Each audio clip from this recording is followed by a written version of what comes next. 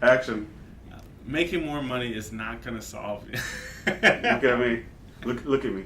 Look at me. I'm the captain. I am the captain now.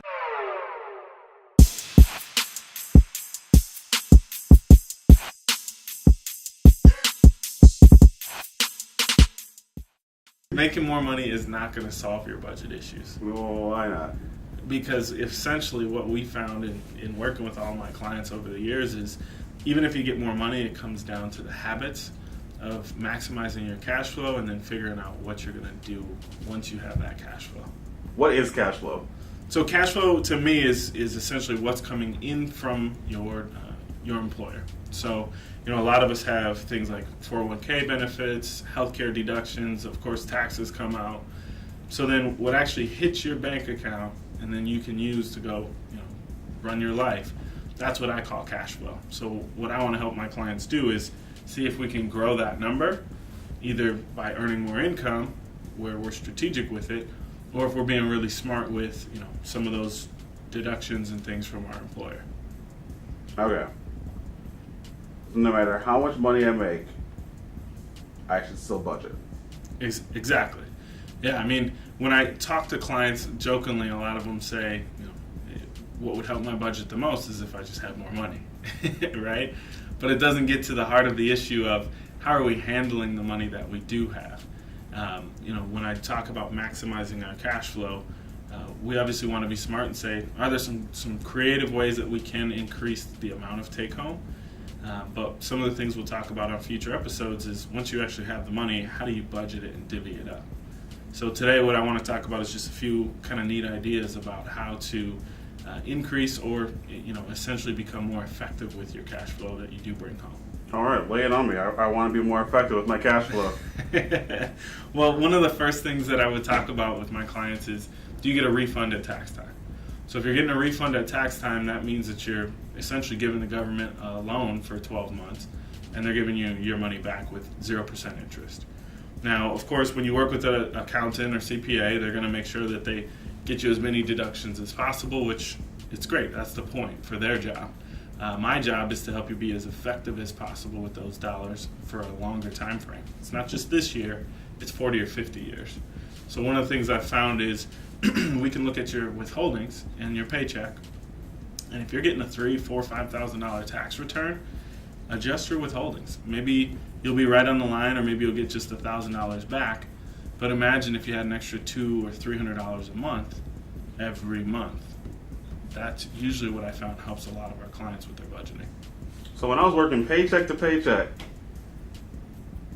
I could have found you, and instead of waiting tax time to pay H&R Block a lot of money and then get whatever my refund is, whatever is left after I pay H&R Block, I could have just used it. I could have used it. Yeah. I could have had it. Yeah, so imagine this, and this is funny what I found too with a lot of clients.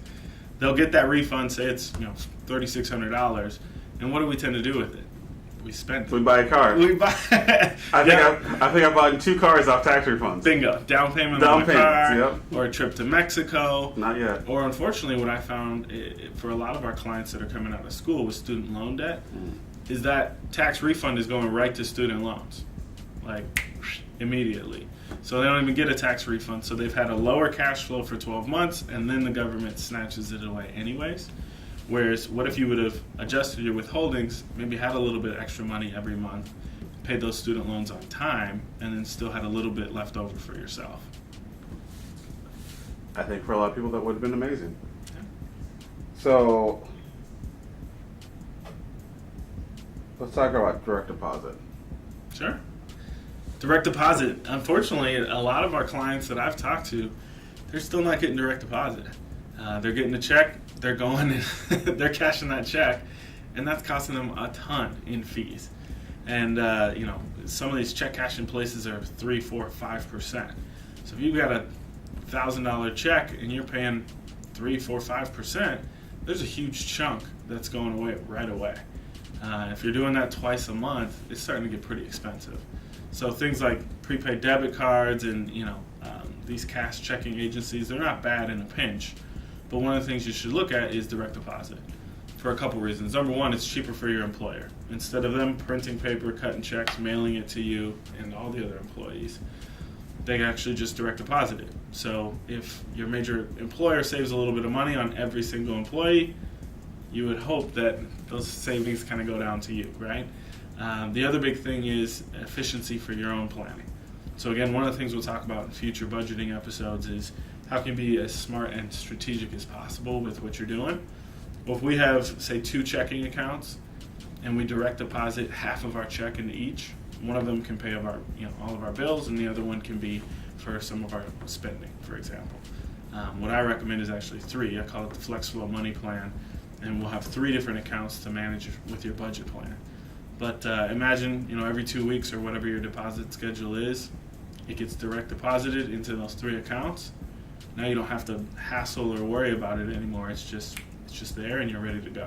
I talked to this one guy. He was saving 15% in his 401k. Oh. I was like, dude, you're crushing it, right? Like, you're way up on track for retirement.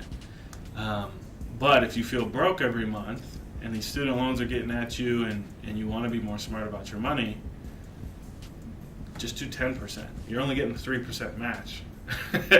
So every percent over that, it doesn't get you any more money from your employer. They're just going to give you 3, right? So you trim back to 10%, that extra 5%, now we can be smart about paying down debt or saving in other vehicles. So that was one of the big things, is just thinking, if you're over your employer match, that's great. Unfortunately, a lot of us can't save more than 3 or 5% that our employer matches, if our employer even matches at all. But if you're able to go over that match and you're still feeling pretty broke or things are really tight month to month, maybe trim it back for a few months, get caught up, get in a place to where you feel like you're on track, and then slowly increase it 1 or 2% each year from there on out.